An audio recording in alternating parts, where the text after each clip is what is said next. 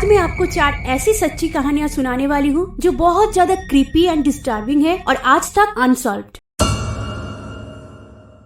Waste Bengal में काफी सारे हॉन्टेड प्लेसेस है, लेकिन आलिया घोस्ट लाइट जैसा क्रीपी एक भी नहीं। वेस्ट बंगाल और बांग्लादेश के ज्यादातर दलदल एरिया में ये घोस्ट लाइट देखा जाता है। ये लाइट वहाँ के बहुत सारे फिशरमैन के मौत के कारण है। उस इलाके के कई सारे फिशरमैन ने उस अनएक्सप्लेनेबल लाइट को देखा है। लोकल लोगों का मानना है कि कोई भी फिशरमैन जब उस लाइट की तरफ अट्रैक्ट होके उसे फॉलो करते हैं, वो लोग कभी वापस नहीं आते। वो लाइट उन मरे हुए फिशरमैन की है जिनकी मौत उस दलदल में डूबने की वजह से हुई थी। आलिया घोस्ट लाइट सिर्फ वेस्ट बंगाल में ही नहीं, दुनिया की और भी बहुत सारी जगहों पे देखी गई है, इवन कब्रिस्तान में भी।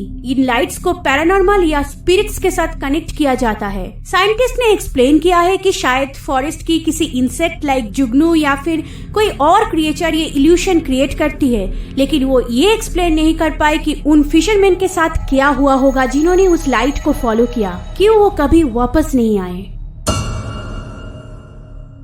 साल 2014 में इबादान नाइजीरिया के टैक्सी ड्राइवर्स गायब होने लगे थे। पुलिस को पहले तो कोई भी फाउल पे की एविडेंस नहीं मिली। वहाँ के लोग संदिग्ध होने लगे जब एक के बाद एक ड्राइवर्स वैनिश हो रहे थे। उस एरिया में कुछ मिस्टीरियस लुकिंग स्ट्रेंजर्स भी दिखाई दिए। पुलिस को इन्फॉर्म किया गया। पुलिस ने कोई इन्वेस्टिगेशन नहीं की और ये कह के केस को टाल दिया कि वो लोग अपने मर्जी से कहीं चले गए होंगे। जब ये घटना रुकने का नाम ही नहीं ले रही थी और पुलिस ने कोई एक्शन भी नहीं लिया, तभी एक आदमी बाइक पे हाईवे से गुजर रहा था। तब उसे जंगल की तरफ से किसी की चीख सुनाई दी, कोई जैसे मदद के लिए रो रहा था। 22 मार्च 2014 पुलिस ने फॉरेस्ट के अंदर इन्वेस्टिगेट किया, जहां उन्हें लिटरली हाउस ऑफ हॉरर का सामना हुआ।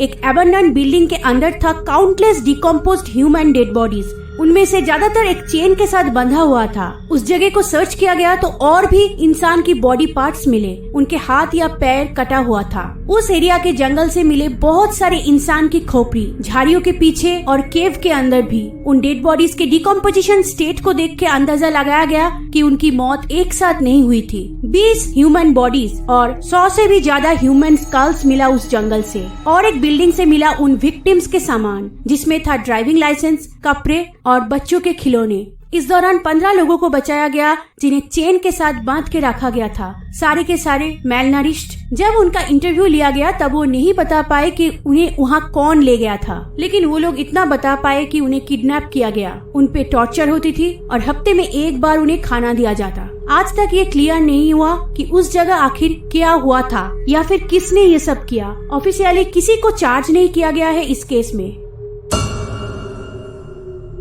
2 जनवरी 2000 जेब क्वीन एस्पेले नॉर्थ कैरोलिना से मिसिंग हो जाता है। जेब सिर्फ 18 साल का एक लोकल वॉलमार्ट स्टोर में काम करता था। अपना शिफ्ट खत्म करने के बाद वो डिसअपियर हो जाता है। अराउंड 9 PM उसका एक फ्रेंड रॉबर्ट जेसन के साथ एक कार देखने जाने का प्लान बना जो वो खरीदने वाला था। जेब और रॉबर्ट ने वॉलमार्ट पार्किंग लॉट में मीट किया। एक गैस स्टेशन CCTV में दोनों को देखा गया था। 9:15 PM को एक कन्वीनियंस स्टोर से उन लोगों ने ड्रिंक्स खरीदा। रॉबर्ट के अनुसार उसके बाद जेब ने अपना गाड़ी एक जगह रोका क्योंकि उसे एक कॉल करना था। उसने रोड साइड पे फोन यूज किया। कॉल करने के बाद रॉबर्ट को लगा जेब बहुत ज्यादा डरा हुआ और नर्वस था। जेब ने कहा कि उन्हें कार देखने जाने का प्लान कैंसिल करना होगा और वहाँ से चला गया। कुछ घंटे बाद रॉबर्ट हॉस्पिटल पहुँचता है फ्रैक्चर्स, रिब और हेड इंजरी के साथ। रॉबर्ट ने कहा उसका कार एक्सीडेंट हुआ है, लेकिन सरप्राइजिंगली कोई एक्सीडेंट रिपोर्ट फाइल नहीं हुई थी पुलिस के पास। नेक्स्ट डे आफ्टरनून जेब्स की मॉम डेनिस एक missing person complaint report file करती है। 2 दिन बाद एक आदमी जेब के नाम से कॉल किया उसी वॉलमार्ट स्टोर पे जहां वो काम करता था। उस आदमी ने कहा कि उसकी तबीयत ठीक नहीं है तो वो काम पे नहीं आएगा, लेकिन जिस कोवर्कर ने फोन उठाया था उसे पता चल गया था कि वो वॉइस जेब की नहीं है, किसी और की है। एक वॉल्वो प्लांट से वो कॉल किया गया था जहां रॉबर्ट काम करता था। इन्वेस्टिगेशन के दौरान रॉबर्ट ने एडमिट किया कि उसी ने वो कॉल किया था और ऐसा करने के लिए जेब ने उसे कहा। इन्वेस्टिगेशन के दौरान मिस्टी टेलर नाम का एक लड़की का भी इंटरव्यू लिया गया। जेब के साथ उसका अफेयर शुरू हुआ था जेब की गायब होने से कुछ ही हफ्ते पहले जेब ने अपनी फैमिली और फ्रेंड से कहा था कि मिस्टी के एब्यूसिव बॉयफ्रेंड वेस्ली स्मिथ ने उसे थ्रेट किया है जब उसे उनके रिलेशन के बारे में पता चला था। 6 जनवरी 2000 जेब की माँ के पास एक कॉल आती है उसके बेटे की क्लासमेट की, जिसने कहा कि वो जिस हॉस्पिटल में काम करती है उसके पास ही एक रेस्टोरेंट के सामने जेब की कार पार्क्ड है। पुलिस ने जब उस कार को एग्जामिन किया उसका हेडलाइट ऑन था। कार की बैक विंडशील्ड पर एक लिप का सिंबल और एक्सक्लेमेशन मार्क बना हुआ था लिपस्टिक से। कार के अंदर एक होटल की कार्ड मिला। पुलिस को वो होटल नहीं मिली। कार के अंदर से मिला एक जैकेट जो जेब का नहीं था। फॉरेंसिक एविडेंस कलेक्ट किया गया, कोई नया लीड नहीं मिली। जेब के मॉम को लगा किसी ने जानबूझ के वो कार वहाँ पार्क किया ताकि उसकी फैमिली को वो कार मिले। कुछ विटनेस ने बताया कि उस कार को वहाँ पार्क करने से पहले उन्होंने उस कार को डाउनटाउन एशविले में घूमते हुए देखा था। पुलिस ने स्केच बनाई जो उस कार को ड्राइव कर रही थी। ये स्केच मिस्टी टेलर से मैच करती है। 2017 में रॉबर्ट जेसन को अरेस्ट किया गया जेब के मर्डर चार्ज में। जुलाई 2022 में उसने दलील किया कि उसके अंकल जीन, जिसकी मौत 2017 में हो चुकी है, वो मिस्टी टेलर्स की बॉयफ्रेंड को जानता था और उसकी बॉयफ्रेंड ने ही जेब को मारने की सुपारी दी थी। रॉबर्ट ने कहा कि वो ये सब में इन्वॉल्व नहीं था, उसने सिर्फ मर्डर होते हुए देखा था।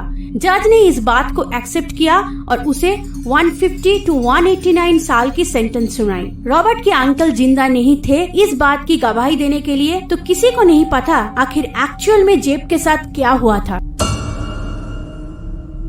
13 जुलाई 2011 कोलोराडो कैलिफोर्निया, रेबेका जहाओ की लटकी हुई नेकेड डेड बॉडी मिली स्प्रेकल्स मैंसन की बालकनी से। उसकी मौत हुई थी उसकी बॉयफ्रेंड जोनास शेकने की 6 साल की बेटे मैक्स शेकने की मौत की 2 दिन बाद ही। मैक्स सीढ़ियों से गिर गया था और हॉस्पिटल में क्रिटिकल था। रेबेका और उसकी सिस्टर जेना घर पे तब थी जब मैक्स गिरा था।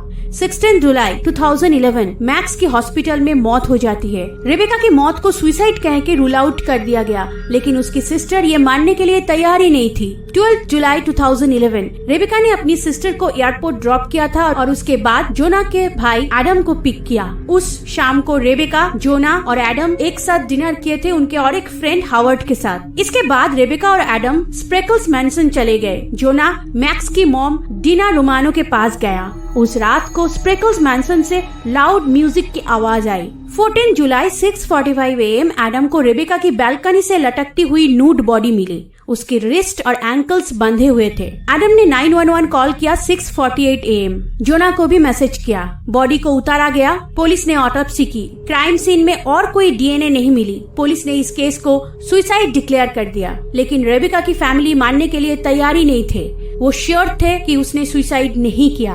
एडम को प्राइम सस्पेक्ट मान रहे थे वो, क्योंकि उसकी मौत के टाइम वही घर पे था। ऐसा हो सकता है कि उसने मैक्स की मौत का बदला लिया, लेकिन टिल डेट इस केस में कोई ऑफिशियली चार्ज नहीं हुआ। अगर ये सुसाइड भी है तो कौन अपने आप को ऐसे बालकनी से हैंग करता है? असल में उस रात क्या हुआ था आज तक पता नहीं चल पाया।